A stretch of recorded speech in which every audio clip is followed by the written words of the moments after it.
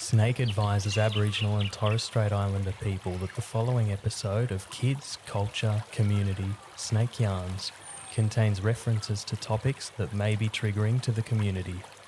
Your social and emotional safety is important. If this recording has brought up any concerns for you, please contact 13Yarn on 139276. G'day and welcome to episode 3 of SNAICC's podcast, Kids, Culture, Community, SNAICC Yarns. My name is Michael Lynch and I'm really excited. We've got a fantastic episode today where we are talking about Aboriginal and Torres Strait Islander art. Before I introduce our very special guest, I wanted to kick off by acknowledging the traditional custodians of the lands on which we're recording from today. We're recording from beautiful Wurundjeri Country down in Narrm, and I'd like to pay my respects to Aboriginal elders past and present. Thanks so much for joining us, for tuning in to episode 3, and I'd like to drum roll introduce our special guest who is Tovani Cox. Tovani, thank you so much for joining us. No worries, Michael. I'm glad to be here. My name is Tovani Cox and I was born and raised in Yawuru Country in Broome. My family goes across from Bunuba, Gija, Yawuru and Miriwoong and Karajarri country. That is amazing. On that note, could you tell us a little bit about, because it is just fascinating, about, I guess, your early years and your connections that you've just touched on to Broome and the Kimberley community as well? Yeah, growing up in Broome and in the Kimberleys was just such a huge part of who I am, really. Growing up with my family and them being the people that really influenced me the most, and including with my art as well. Just being around, whether it's, good old family catch-ups and hangouts at nighttime with the uncles and aunties pulling out the guitars and stuff, having a drink, kids running amok everywhere. So it just really started with the family influence, and being surrounded by country was such a big influence of who I am today. And I'm a visual learner, and I've always been one of those kids that, you got to watch out for, if you do something, I'm going to copy. And always been interested in what's surrounding me, whether it's the trees, whether it's mangoes, all the different colours in Broome, especially with the red, orange sand. I've always kind of had an interest with colour and what's surrounding me, that, anytime I would find anything that I could put my hands on to draw and sketch and paint on, I'm there. And especially with growing up with my nans, they are artists themselves. And so their sketchbooks were my reading books. They were my books that I would look in and create my own stories, or let them tell me their stories. The sketches that they've done, what that represents, what that means. And so that was my little storybooks growing up. And it's just been a thing that I knew from the get-go, that I was like, no, I want to do art. I want to do something that's centered around my community and my culture and kind of bring that with me. And so, yeah, I'm really glad that SNAICC's given me that opportunity to be able to be a digital artist and a graphic designer. Glad that I can do the things that I have always loved, and having that as a profession. That's just so amazing to hear, and especially about the impacts of your family, of your nan and their art pieces. I actually was curious, because you've touched on country there, but I know something that I hear a lot about up in Broome and up in the Kimberley. It's the seafood. Got my mouth drooling. I'm already thinking about, I'm already missing the seafood. I've been younging up in my, language that, I've been missing mud crab the most. That's the one thing I've been craving the most. People from home, they can always, freeze up and send us over some barramundi and all of those fish and stuff. But mud crabs are something that's a little bit more difficult. And barnies. Oh, if anyone knows what a barney tail tastes like, you know what I'm talking about, because, you think about it. For those that are tuning in, we're actually recording not too far away from the Victoria markets, and we did wander through the seafood section this morning. The selection was quite impressive, but definitely nothing like up in Broome. There's nothing compared. And, that's the one thing that my mum and I and my family, that since we moved here 8 years ago, it's one of those things that we look at seafood and we're like, oh, we could just get that for free back home. Like, why waste $100 for, a crab down over here when we can just go catch it ourselves? But we try not to spend money on seafood when it's not really needed until, it's necessary, when we're like, nah, we're craving seafood, we're craving fish, we're craving something. So then, we'll end up, splurging a little bit, but definitely not on crab. Crab is too expensive for us. We're like, nah. We'll rather spend that same amount going to Broome, going back home, and catching mud crab ourselves. That is amazing, Tovani. So can we just say a bit of a shout out to anyone that's listening, anyone up Broome way, if there's any mud crab. I don't know if Express Post does mud crab or there's any way to ethically do that, but we just want to put a shout out. Get it down here. Send it over. Yeah, I'll be waiting for any comments or anyone that sends us an email through about mud crabs. I'll be there. That is outstanding. Now, you did touch on your work with SNAICC, and we're incredibly lucky for you to be part of the team. It's just amazing. Could you tell us about some of your key art pieces that you've delivered during your time at SNAICC? Yeah, so at SNAICC, I work and do a lot with the visual communication and design, especially for a lot of different campaigns that SNAICC does. Like Children's Day is one that I've always loved to be a part of, and that includes creating the activity books that the kids can do and have a chance to explore their own little brains, with the things that I can put on there, and also creating what the poster looks like, and that wouldn't be without the amazing photographers that we get, and I just simply, add on from those beautiful photos.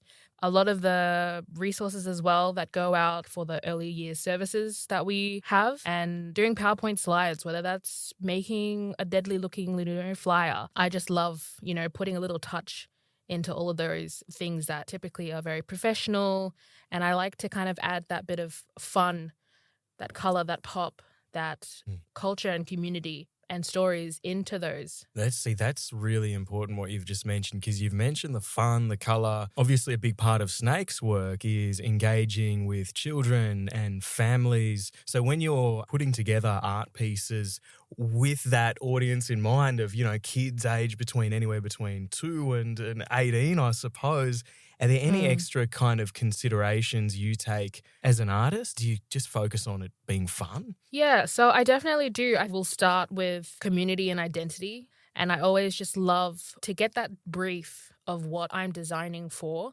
I love having a read of those and kind of putting more into my own creative brain of what does this visually look like? What does this look like but for mob? That's a thing that, I always have a bit of a hard time, in the very beginning of the process of the starting of creating an art piece. It's always kind of like, oh my God, I've done this many. I don't know, if I can squeeze another art piece out and do all that. But then it, at the end of the day, it comes out as a whole new thing, a whole new piece that I create. And, everyone's always amazed every time I put something out that till this day, I'm still surprised that I've got got a lot of art still coming out of my brain. But, when I'm stuck, I think that's when I use my family as a big influence for my brainstorming, my ideas, because then I will talk to them about like, okay, this is what this is about. And, what's appropriate, what's a thing that I can, take from traditionally, but put it and make it modernized. And, put it into the digital world of things. And some of the ideas that either I'll get from either just my daily walks that I'm doing, or even, going from work to home, sometimes it will come to me. I will see something out in the world and I'm just like, oh, that I need to remind myself. And so I always have a little book or a sketch or something with me so that I can just easily draw some stuff and being like, it's an idea. I'll work on that. And sometimes, when I'm in the process of doing artwork, sometimes a whole new idea comes and it scratches that whole previous idea out. And it's amazing how sometimes I just let my spirit and, my Leon do the artwork for me. And just when it happens, it happens. Yeah, that's just phenomenal. That's quite amazing to hear. Now, can we unpack some specific pieces of art that you've done during your time at SNAICC? And there's one in particular that springs to mind for me, and that's your amazing piece that you put together for the Youth Voice team. Yes, the Youth Voice. It's the most recent artwork that I've done, and I'm really happy with how it turned out, and especially what this project Youth Voice is for. It's just amazing, and I'm so glad to be a part of it. And so if anyone has seen it, especially by now when the episode is out, the artwork itself is called Paths to Purpose. And it's definitely a little tongue twister of a lot of sounds. And this artwork itself, I feel like a lot of people are going to be sick and tired of me talking about this artwork. I've been saying it about a lot, but again, I love this artwork so much, so I'm going to say it again. And SNAICC's Youth Voice, it's an initiative, and this artwork represents the strength, leadership, and unity of Aboriginal and Torres Strait Islander young mob.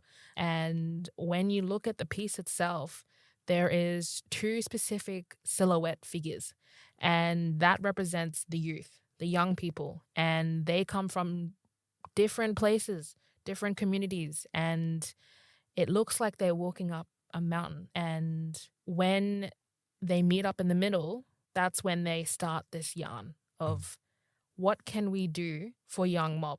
How can we advocate for ourselves? How can we start this process of looking out for one another? And, getting to this point is a journey. And so that's why it looks like it's a mountain or a hill, because they got to get from one side and their other side to meet up in the middle, to start this yarn, to start this, huge conversation of where do we go? Where do we go from here?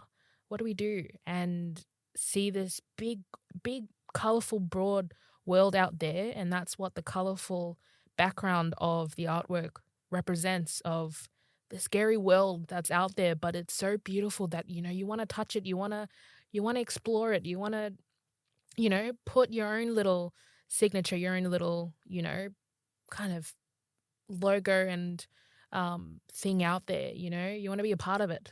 I think when looking at it, it really, like, the first thing I think about was just, this represents youth voice. Like, it even looks like the background is, kind of the voice of all the colors, because, voice can be visualized as that. And I think it's just, such a beautiful piece that I'm really looking forward to kind of what the Youth Voice team will do for this, and what can get out there with all their conversations. I think it'll be really good. Looking forward to it.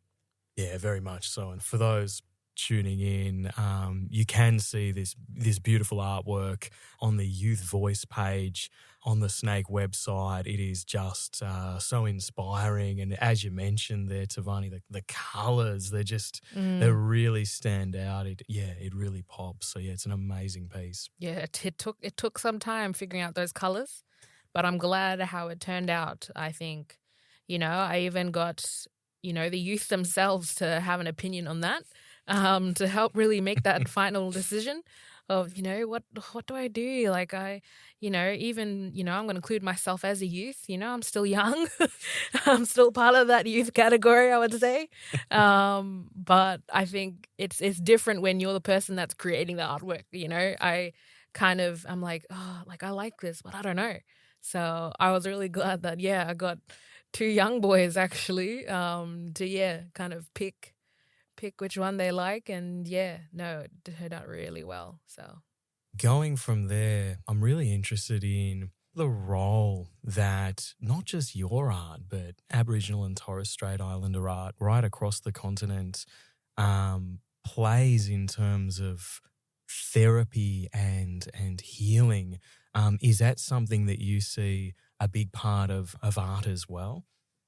Oh, 100%. I think art has always been, for me specifically, it's always been a healing practice. 100%, I don't shy away from my anxiety and my own kind of healing and mental health, I always kind of incorporate that into my art because, that is me. And it's a space where I can, kind of process, reflect, and connect with either what I'm currently feeling or what even I feel about what the team is looking for. And I will really put myself into that and dive down even deeper with, creating my own little story and kind of thinking, okay, how do I feel?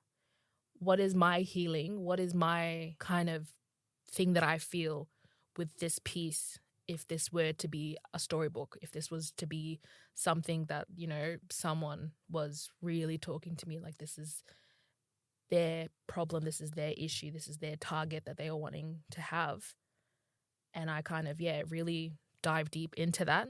And I think that it's, a healing process for us mob is huge with anything that we say and visually put out. Yeah, very much so, very much so. And I guess this is the exclusive for everyone listening right now. We're going to ask an interesting question. So what's next for you as an artist? You've already achieved so much and you've put together some phenomenal pieces. Do you have any special intel for the listeners on any pieces that you're working on at the moment? Right now, work-related, you'll have to see. Don't know yet.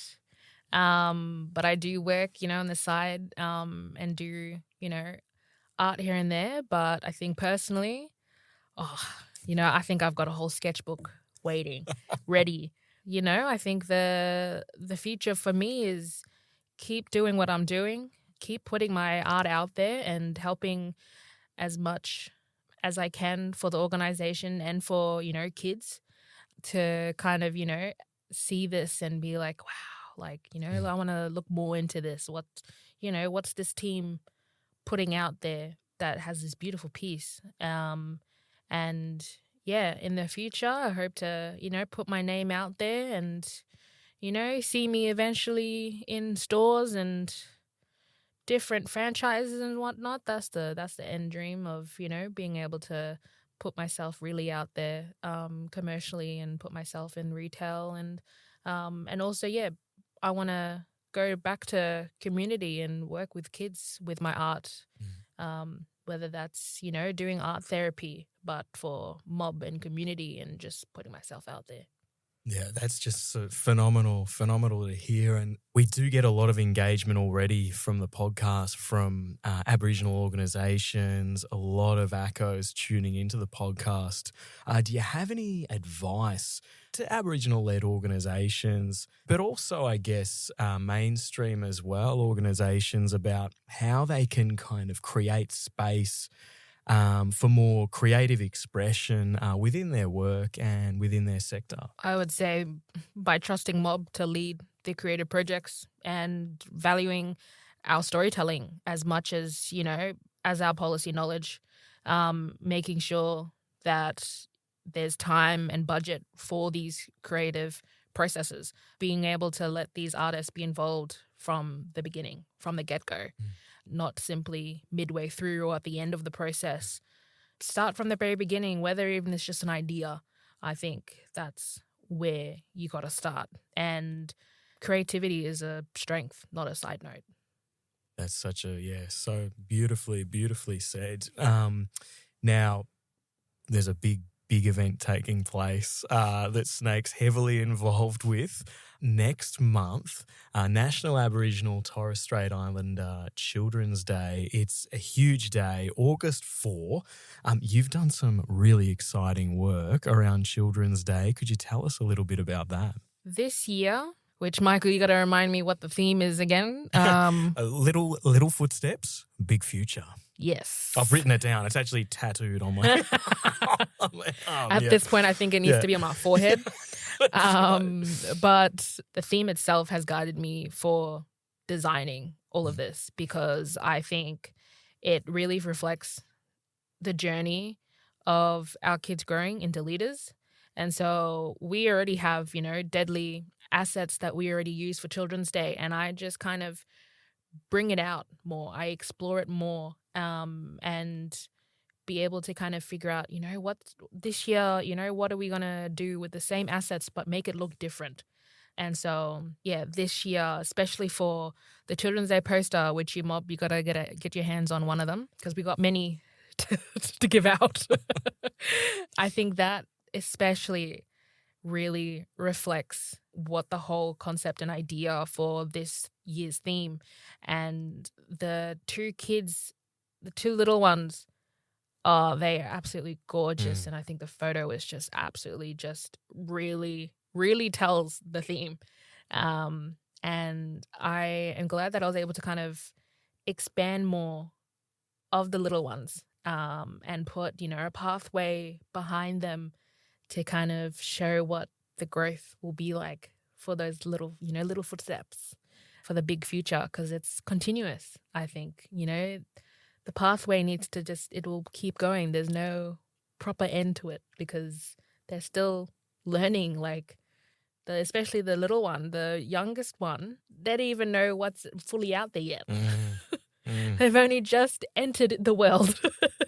And there's so much for them to explore that, yeah, I think this photo itself really shows it off. And I definitely try my best to kind of explore more with that asset for all the other resources that I've made for this year's Children's Day, which is, looking forward to it. Yeah, so this year's Children's Day poster, it's phenomenal. And for everyone listening, it is available for free download from the SNAICC website, and you can see the SNAICC website just near where you're tuning in. No matter what platform you're tuning in from, you'll be able to easily access the SNAICC website and the beautiful Children's Day poster, which Tovani's designed, and a beautiful photograph captured by Jessie as well. It's quite an amazing and inspiring poster. And there's a couple of other resources, as always, this year for Children's Day. I know we've got the bags, which you had a big part of with the activity sheets for this year. Which I'm very glad of the outcome. I'm looking forward to all the little kids having fun with that. There's especially one activity that really, really gets your mind going. I think even some of the adults and parents will have a bit of a struggle on that. Even how simple it is, it's complex. Oh, there you go. Okay, the challenge is on. Look out. There you go. You have to check that out. So yeah, they are the Children's Day bags, and they are very popular. So yes, you've got to get in quick. And they may have even sold out by the time this goes to air. I will flag that. They're very popular, but the activity sheets that Tovani's talking about and Tovani's designed this year with this, sounds like a very challenging activity there. They are available also for free download. Yes. Via the SNAICC website. Well, Tovani, thanks so much for your time. I just wanted to ask this last question, and it seems like an obvious one, but we have to ask it. What would your message be? What would you say to any young mob out there, even young at heart mob, that want to get involved in art and design? What would your advice be? Would you have any tips for them? I think one main thing is that, our children are our future, and our culture is their strength. And always, as much as you can, be a part of the community, even that's simply going over to, other family members' houses and having a yarn and just simply being there, I think is something that really has helped me. And, start from somewhere. Sometimes, you might not have the best beginning of the process of what, you want to do, but at the end, when you have family surrounding you, it's a big difference. And I think if you put your full focus on what your goal, whether that's I want to help my mob, I want to help my community, I want to do something, then start with that. Just having a yarn, talking about what your ideas are, because it's a huge difference if you really keep it in compared to if you actually speak it out and talk to someone, because then that's putting it out to the world that, you know, you can actually start somewhere. And that's just simply having a yarn with either your own siblings, whether that's with your mum and your dad, whether that's with your auntie, even if it's with your own, you know, school teachers and stuff in community. Like, just put it out there to the world and it will manifest itself. So that's kind of my tip, because, you know, I'm a big yapper. I'm a big blabbermouth. And I think I've manifested a lot of things out there to everybody. Even a good old Uber driver knows my business of what I want to do in my life. So I've definitely put it out there to the world. That is outstanding. We could have another podcast episode with you and the Uber driver, right? There's many Uber drivers. I think a good lot know what I want to do in my life. That is outstanding. What a note to end this episode on. Tovani Cox, thank you so much for joining us on episode 3 of Kids Culture Community SNAICC Yarns. It was an absolute pleasure. As we close off this episode, did you have any final thoughts or messages that you wanted to share with the listeners or your Uber drivers out there? I think, my final thoughts will just be like, you know what, all you mob out there are deadly. I'm proud of you. And even if you ain't got nobody, you know, there for you, there's always someone there. And just be you. Don't listen to any judgment and anything that anybody says. You know who you are, and so does your family members. And I think that's the main thing, what can lead you to absolute greatness out there in this world.